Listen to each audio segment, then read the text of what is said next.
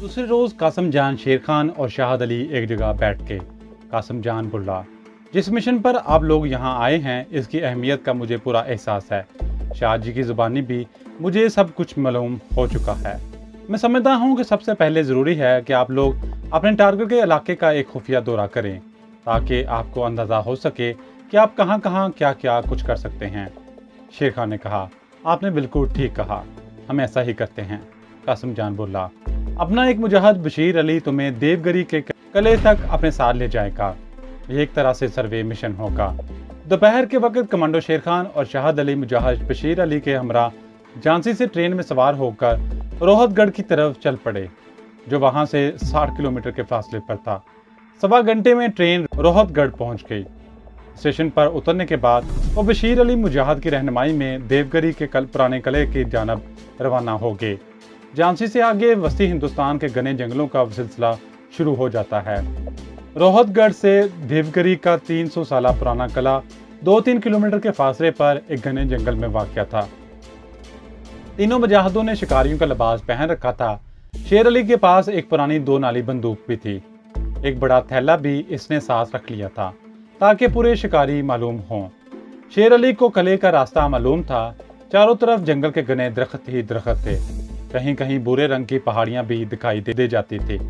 दिल्ली से चलते वक्त ही आसमान पर बादल छाए हुए थे। किले के करीब पहुंचे तो तेज हवा चलने लगी। इनके सर्वे पर दरख्तों के झुंड तेज हवा में लहराने लगे। एक बार बादलों की गरज सुनाई दी तो बशीर अली बोला, लगता है बारिश का तूफान आ रहा है, हमें जल्दी किले में पहुंच जाना चाहिए। इन्होंने अपनी रफ्तार तेज कर दी। आखिर शेर खान और शाहद अली को दरख्तों के आगे एक थोड़ी खुली जगह पर एक अजीमुल शाह देव हिकल पुराने किले का बुलंद दरवाजा नजर आया। बशीर अली बोला, यही देवगिरी का किला है। किले के दरवाजा कदीम पुर्तगाली गिरजाघरों की तर्ज पर बनाया गया था। किले के देव पिकर पुराने दरवाजे का एक पड़ गायब था, दूसरा पड़ जमीन में धंसा हुआ था। यहाँ तक आते आते बारिश शुरू हो गई थी। वो दौड़कर किले के दरवाजे में दाखिल हो गए। बारिश वाकई बड़ी मूसलाधार थी। तेज हवाएं दरख्तों में चीख रही थी। स्याह बादलों ने शाम होने से पहले ही जंगल में अंधेरा शुरू कर दिया था। बारिश के शोर में कुछ सुनाई न देता था। बशीर अली, शेर खान और मुजाहिद शाहद अली को किले की गर्द आलूद पुरानी ड्योढ़ी में गुजार कर एक जीने के पास जाकर रुक गया। कहने लगा, हम किले की दूसरी मंजिल पर जाएंगे। वहां एक झरोका है जहां से वो संगलाख प्याला नुमा वादी साफ नजर आती है, जिसके नीचे ज़ेरे ज़मीन पुरानी पनाहगाह हैं। पनाहगाहों में भारत की लेजर सैटेलाइट प्रोजेक्ट पर काम हो रहा है। वो किले की दूसरी मंजिल पर आ गए। वहां दीवार में एक जना महराब झरोका था। शेर खान और शाहद अली ने वहां खड़े होकर दूसरी तरफ वादी में निगाह दौड़ाई। बारिश में वादी धुंधली धुंधली दिखाई दे रही थी। बशीर अली ने दूर इशारा करके कहा, वो स्याही माइल चौड़ी पट्टी डैम की दीवार है। वहां तक वादी से हटकर भी एक रास्ता जाता है। किले से डैम की दीवार तक आप लोगों का इस खुफिया रास्ते से आना जाना होगा। कमांडो शेर खान और मुजाहिद शाहद अली बड़े गौर से बारिश के धुंधली चादर में नीचे खुफिया पनाहगाहों वाली वादी और दूर आबी डैम की दीवार को देख रहे थे। इसके बाद इन्होंने किले की दूसरी मंजिल में ही चल फिर कर किले की 12 दरिया, झरोके और वीरान कमरों को देखा। बारिश थमने का नाम नहीं ले रही थी। शाम का अंधेरा छाने लगा। बारिश इसी तरह मूसलाधार हो रही थी। बशीर अली कहने लगा, लगता है आज की रात हमें इस किले में ही गुजारनी पड़ेगी। मुजाहिद शाहद अली ने कहा, मेरा ख्याल है कुछ देर में बारिश थम जाएगी और हम रोहतगढ़ पहुंचकर झांसी की ट्रेन पकड़ लेंगे। बशीर अली बोला, आप लोग शायद इन जंगलों की बारिश से वाकिफ नहीं हैं। जैसी ये बारिश है, ऐसी बारिश जब शुरू होती है तो जब तक जल थल एक ना हो जाए तो रुकने का नाम नहीं लेती। कमांडो शेर खान ने कहा, देख लेते हैं, अगर बारिश रुक गई तो वापस निकल चलेंगे, नहीं तो रात यही बसर करेंगे। बशीर अली मुजाहिद इस इलाके का बाशिंदा था। इसकी बात सच निकली। बारिश पहले से ज्यादा तेज हो गई। किले की दूसरी मंजिल में ही एक छोटा कमरा था जिसका झरोका जनूब में खुलता था। इन्होंने वहीं रात बसर करने का फैसला कर लिया। रात 1:30-2 बजे के करीब जाकर कहीं बारिश का जोर टूटा और तूफान थम गया। मुजाहिद शाहद अली ने तजवीज़ पेश की कि बारिश हल्की हो गई है, हमें निकल चलना चाहिए। बशीर अली बोला, इतनी ज़बरदस्त बारिश के बाद जंगल में हर तरफ पानी ही पानी होगा। रोहतगढ़ तक पैदल चलना मुश्किल होगा। आखिर यही फैसला हुआ कि रात किले में ही बसर की जाए। जिस कमरे में वो बैठे बातें कर रहे थे वो बिल्कुल खाली था। कमरे में अंधेरा भी था। इनके पास कोई मोमबत्ती नहीं थी। अगर इन्हें किले में रात बसर करने का पता होता तो वो अपने साथ 4-5 मोमबत्तियां ही ले आते। अंधेरे कमरे में बैठे एक दूसरे से बातें कर रहे थे। शेर खान की आदत बन गई थी कि वो अपने पास एक सिगरेट लाइटर या माचिस जरूर रखता था। इस वक्त भी एक माचिस इसके पास मौजूद थी। थोड़ी थोड़ी देर बाद वो माचिस की तीली जलाकर इसकी रोशनी में एक दूसरे को पल भर के लिए देख लेते थे। मुजाहिद बशीर अली तो एक तरफ फर्श पड़कर सो गया। शहाद अली और शेर खान अब तक जाग रहे थे। दोनों सख्त जान कमांडो थे और वक्त पड़ने पर रातों को जाग सकते थे। शेर खान ने शहाद अली से कहा, तुम यहाँ बैठो, मैं किले के दूसरे कमरों में जाकर देखता हूँ। शायद कहीं किसी ताक में रखी हुई मोमबत्ती या दिया मिल जाए। इसे जलाकर कम से कम रोशनी तो कर सकेंगे। शहाद अली बोला, इसकी क्या जरूरत है, बैठे रहो, 3-4 घंटे रात बाकी रह गई है। मगर कमांडो शेर खान ना माना। कहने लगा, मैं 1 मिनट में आ जाऊंगा। यह कहकर कमांडो शेर खान कमरे से निकलकर बाहर राहदारी में आ गया। यहाँ उसने माचिस की तीली जलाकर इसकी रोशनी में दीवारों को देखा कि शायद किसी ताक में कोई मोमबत्ती वगैरह पड़ी हो, मगर ताक खाली पड़े थे। वो माचिस की तीलियां जलाते हुए आगे को चला। राहदारी जहाँ खत्म हुई थी वहां से एक पत्थर का जीना ऊपर को जाता था। शेर खान जीना चढ़कर ऊपर गया तो माचिस जलाकर देखा कि एक खुला सा कमरा है जिसका एक झरोका जंगल की तरफ खुलता है। इस झरोके में से अबरआलूद रात की बहुत ही धुंधली सी रोशनी अंदर आ रही थी। माचिस जलाकर शेर खान आगे बढ़ा तो इसे कमरे के वस्त में छोटे से चबूतरे पर एक संदूक सा पड़ा हुआ दिखाई दिया। करीब आकर देखा तो वो एक पोसीदा ताबूत था जिसके साथ जाले लिपटे हुए थे। जिस चीज की इसे तलाश थी वो इसे ताबूत के सिरहाने की जानब पत्थर की एक ऊंची चौकी पर रखी हुई मिल गई थी। ये एक आदि इस्तेमाल शुदा मोमबत्ती थी। शेर खान ने पहला काम यह किया कि मोमबत्ती को माचिस की तीली जलाकर रोशन कर दिया। अब इसने झुककर ताबूत को देखा। ताबूत पर गर्द और लकड़ी के जालों की तह जमी हुई थी। शेर खान समझ गया ये किले में रहने वाले किसी पुराने खानदान के फर्द का ताबूत है। इसने मोमबत्ती हाथ में ले ली और इस ख्याल से वापस हुआ कि चलकर इस कमरे को रोशन करते हैं जहां शहाद अली अंधेरे में बैठा इसका इंतजार कर रहा है। जैसे ही वो मोमबत्ती थाम कर वापस मुड़ा, इसे ठक ठक की आवाज सुनाई दी। शेर खान वहीं रुक गया। इसने पलट कर देखा, वहां कुछ भी नहीं था। ये सोचकर जंगल के किसी दरख्त पर हुदहुद परिंदे ने अपनी चोंच टहनी पर मारकर ठक ठक की आवाज पैदा की होगी। शेर खान वापस चल पड़ा। इसने अभी एक कदम ही बढ़ाया था कि वहीं ठक ठक की आवाज दोबारा सुनाई दी। अब शेर खान वापस मुड़कर ताबूत के पास आकर खड़ा हो गया। इसे ऐसा महसूस हुआ था कि ठक ठक की आवाज ताबूत में से आ रही है। फिर इसे ख्याल आया कि इस ताबूत में तो सदियों पुराने किसी मुर्दे का पिंजर पड़ा होगा। अंदर से आवाज कैसे आ सकती है? वो यही सोच रहा था कि वही आवाज फिर सुनाई दी। 3 बजे रात का समा, अंधेरे सुनसान जंगल में पुरस्रार किले का असीबी माहौल। शेर खान आखिर इंसान था। एक लम्हे के लिए इसने जिस्म में खौफ की हल्की सी लहर दौड़ गई, लेकिन दूसरे ही लम्हे इसके अंदर एक मुसलमान कमांडो मुजाहिद की जुरातो बेखौफी गालब आ गई। जब तीसरी बार ताबूत के अंदर से ठक ठक की आवाज आई तो साफ मालूम हो रहा था कि ताबूत के अंदर कोई ठक ठक कर रहा है। कमांडो शेर खान ने मोमबत्ती पत्थर की चौकी पर लगा दी। वो दोनों हाथों से ताबूत का ढकना उठाने लगा। थोड़ी सी कोशिश के बाद इसने ताबूत का ढकना उठा दिया। मोमबत्ती की रोशनी में शेर खान ने ताबूत के अंदर एक हैरत अंगेज दहशतनाक मंजर देखा। ताबूत के अंदर एक औरत का कटा हुआ सर था। यह कटा हुआ सर एक तश्त में रखा हुआ था। तश्त में खून ही खून था। औरत की आंखें बंद थीं। नीले होंठ आहिस्ता आहिस्ता हिल रहे थे।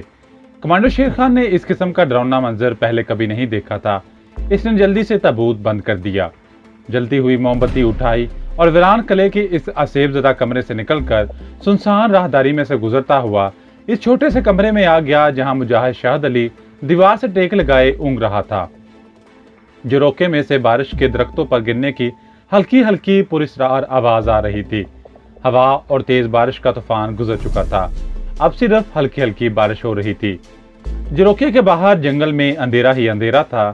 कमांडर शेर खान के कदमों की आहट से शहाद अली ने चौंक कर देखा। शेर खान ने मोमबत्ती फर्श पर लगा दी। इनका गाइड मुजाहिद बशीर अली करीब ही फर्श पर गहरी नींद सो रहा था। शेर खान मुजाहिद शहाद अली के पास बैठ गया। शहाद अली ने पूछा, ये मोमबत्ती तुम्हें कहाँ से मिली? शेर खान बोला, एक ताबूत के पीछे पत्थर की चौकी पर पड़ी थी। ताबूत? शहाद अली ने हैरानी से पूछा। ये ताबूत यहाँ कहाँ से आ गया? कमांडो शेर खान ने इसे सारी कहानी सुना दी। यह असीबज़दा कहानी सुनने के बाद मुजाहिद शाहिद अली मुस्कुराते हुए बोला, भाई शेर खान, लगता है तुमने गुनूदगी के आलम में चलते हुए कोई ख्वाब देखा है। कमांडो शेर खान ने कहा, हम लोग ख्वाब की दुनिया में नहीं, हकीकत की दुनिया में रहते हैं। अगर तुम्हें मेरी बात का यकीन नहीं आता तो चलकर खुद अपनी आंखों से वो सब कुछ देख लो जो मैंने देखा है और तुम्हें जो बताया है। मुजाहिद शाहिद अली कहने लगा, इस वक्त हमें कोई काम तो है नहीं, चलो थोड़ी देर के लिए चलकर यही तमाशा देखते हैं। शेर खान ने मोमबत्ती पकड़ी और रास्ता दिखाता शाहिद अली को इस कमरे में ले आया जहां उसने ताबूत के अंदर किसी औरत का कटा हुआ सर देखा था। ताबूत इसी तरह चबूतरे पर पड़ा था। कमांडर शेर खान ने कहा, यह वो ताबूत है जिसके अंदर एक औरत का कटा हुआ सर तश्त में पड़ा है। तुम खुद ताबूत खोलकर देख लो। तो अहमद और डर खौफ से कमांडो मुजाहिद शाहिद अली का दिल भी पाक था। इसने फौरन आगे बढ़कर ताबूत का ढकना खोलकर अंजांक कर देखा और हंसकर बोला, कहाँ है औरत का कटा हुआ सर? यहाँ तो किसी मर्द की हड्डियों के सिवा और कुछ भी नहीं है। अब कमांडो शेर खान ने भी झुककर देखा, बाकी ताबूत में सिवाय मुर्दे की हड्डियों के और कुछ भी नहीं था। औरत का कटा हुआ सर बमा तश्त के गायब था। शेर खान ने हैरत से कहा, यकीन करो शाहिद भाई, मैंने औरत का कटा हुआ सर अपनी आंखों से देखा था।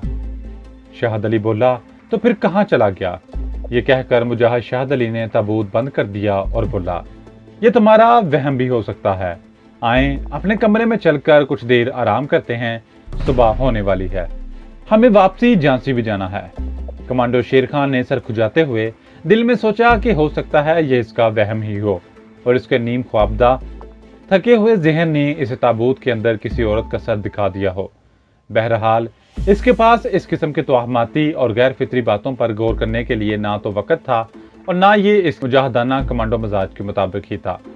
दोनों ताबूत वाले आसिफज़दा कमरे से निकलकर अपने ठिकाने की तरफ चलने लगे। जब वो पुराने किले के इस आसिफज़दा ताबूत वाले कमरे से निकल रहे थे तो ऐन इस वक्त ताबूत के पास एक औरत का हयुल्ला नमूदार हुआ। औरत ने दुल्हनों वाला रेशमी लिबास पहन रखा था। इसने कमांडो शेर खान और शाहिद अली को आसिफज़दा कमरे से बाहर जाते देखा। एक हल्की सी आह भरी और गायब हो गई। किले की दूसरी मंजिल वाले छोटे कमरे में आकर शेर खान शाहिद अली पुरस्रार ताबूत के बारे में बातें करने लगे। शेर खान बोला, तुम मानो चाहे ना मानो मगर ये किला आसिफज़दा है। मुजाहिद शाहिद अली बोला, भाई इस किस्म के पुराने सभी किले आसिफज़दा होते हैं तो होते रहें, हमें क्या? शेर खान कहने लगा, शाहिद भाई मुझे अब भी यकीन है कि मैंने अपनी इन आंखों से ताबूत के अंदर एक औरत का कटा हुआ सर देखा था। शाहिद अली ने कहा, भाई देखा है तो हमें इससे क्या लेना देना? तुम ये बताओ कि वापस निकलने के बारे में तुम्हारा क्या ख्याल है?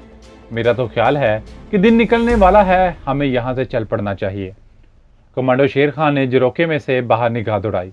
अबरआलूद आसमान पर सहर की धीमी धीमी सफेदी झलकने लगी थी। इसने कहा, ठीक है, हमें झांसी वाले सुबह की रेलगाड़ी मिल जाएगी, मैं बशीर को उठाता हूँ। इसने बशीर अली गाइड को जुगा दिया। वो कलमा शरीफ पढ़ता हुआ उठ बैठा। झरोखे में से आती सहर की धीमी धीमी रोशनी को देखते हुए बोला, सुबह हो रही है। मुजाहिद शाहिद अली ने कहा, बारिश भी हल्की हो गई है, हमें वापस चल पड़ना चाहिए। हाँ, बशीर अली ने कहा, रोहतगढ़ से हमें बंबई से झांसी जाने वाली सुबह की गाड़ी मिल जाएगी, चलो। तीनों मुजाहिद किले से निकल आए। अब सिर्फ बारिश की फवार सी पड़ रही थी। शाहिद अली और शेर खान ने अपने गाइड और मुजाहिद बशीर अली को किले के पुरस्रार ताबूत के बारे में कुछ बताने की जरूरत महसूस नहीं की थी। रात भर की तूफानी बारिश ने जगह जगह घरों में पानी भर दिया था। रात का अंधेरा आहिस्ता सा शहर की सफेदी में तहलील हो रहा था। गाइड मुजाहिद बशीर अली इन्हें एक दूसरे रास्ते से जंगल से बाहर ले आया। जब वो रोहतगढ़ के रेलवे स्टेशन को जाने वाली कच्ची सड़क पर आए तो सुबह के उजाले में सड़क दूर तक खाली नजर आ रही थी। सड़क पर बेशुमार छोटे छोटे पत्थरों की बजरी सी जमा थी। वो पैदल चलते रोहतगढ़ के स्टेशन पर पहुंच गए। यहाँ से इन्हें झांसी जाने वाली सुबह की गाड़ी मिल गई और वो झांसी पहुंच गए। मुजाहिद कासम जान झांसी के मुजाहिदों की तंजीम की खुफिया पनाहगाह में बेचैनी से इन लोगों का इंतजार कर रहा था। इन्हें देखते ही बोला, खुदा का शुक्र है कि तुम लोगों को देखा, मैं तो यही समझा था कि भारत की CID के हत्थे चढ़ गए हो। कमांडो शेर खान ने कहा, रात बारिश का इस कदर जोरदार तूफान था कि हमें रात देवगिरी के किले में ही बसर करनी पड़ी। ठीक है, कासिम जान बोला, ये बताओ कि तुम लोगों को टारगेट को करीब से देखने का भी मौका मिला या नहीं? मुजाहिद शाहिद अली कहने लगा, जितना देखना जरूरी था इतना हमने देख लिया है, अब हमें अपना मिशन शुरू कर देना चाहिए। मैं खुद भी यही चाहता हूँ, कासिम जान ने कहा। कमांडो शेर खान ने कहा, डैम की चट्टानी दीवार हमारा असल टारगेट है। हमारे पेश नज़र इस वक्त 2 मरहले हैं। पहले मरहले में हम डैम की दीवार में सुराख डालने हैं। दूसरा मरहला इन सुराखों में ऐसा बारूद भरना है जो मकदार में कम हो लेकिन तबाही में इंतहाई धमाकाखेज हो। सबसे अहम मसला इस वक्त डैम की दीवार में सुराख करने का है। ये सुराख किसी प्रेशर ड्रिल के बगैर नहीं डाले जा सकेंगे, और प्रेशर ड्रिल कितना ही छोटा क्यों ना हो, इसकी आवाज़ जरूर पैदा होगी जो हमारे लिए खतरनाक साबित हो सकती है। इस मसले का हल सबसे पहले सोचना चाहिए। कासिम जान बड़े गौर से शेर खान की बातें सुन रहा था। कहने लगा, समझो कि यह मसला हल हो चुका है। इसके बाद कासिम जान ने कोने में पड़े संदूक में से छोटे साइज की एक मोटर निकालकर शेर खान और शाहिद अली को दिखाई और कहा, यह मोटर बैटरी से चलती है। इसके आगे बेहद मजबूत फुलादी कटर लगा हुआ है जो सख्त से सख्त पत्थर में भी बड़ी तेजी से सुराख डाल सकता है।